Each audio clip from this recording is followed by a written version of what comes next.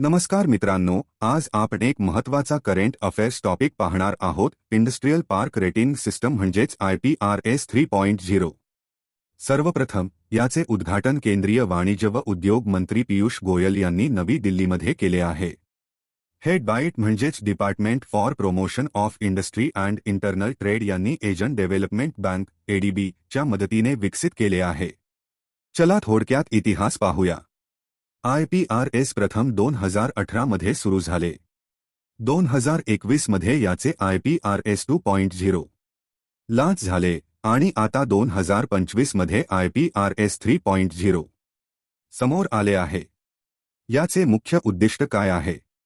भारतातील औद्योगिक पार्कचे मूल्यांकन करणे, गुंतवणूकदारांना पारदर्शक माहिती देणे आणि राज्ये व केंद्रशासित प्रदेशांमध्ये स्पर्धा निर्माण करणे.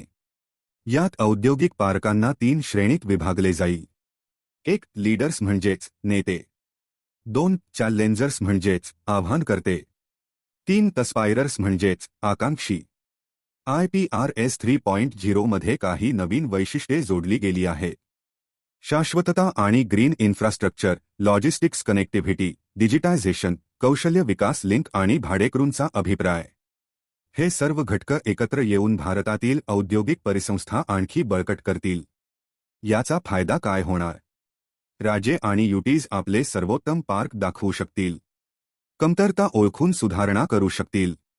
त्यामुळे रोजगार निर्माण होईल आणि गुंतवणूक आकर्षित होईल. हे सर्व थेट मेक इन इंडिया अभियानाला बळकटी देणार आहे.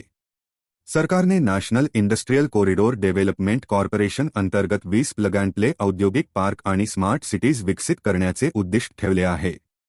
यापैकी काही पूर्ण झाले आहेत, काही बांधकामाधीन आहेत. IPRS 3.0 मुळे भारत जागतिक पातळीवर स्पर्धात्मक उत्पादन व गुंतवणूक केंद्र म्हणून उभा राहील. जर तुम्हाला अशा प्रकारचे करंट अफेअर्स अपडेट्स हवे असतील तर व्हिडिओला लाईक करा, शेअर करा आणि चॅनेलला सबस्क्राईब करायला विसरू नका.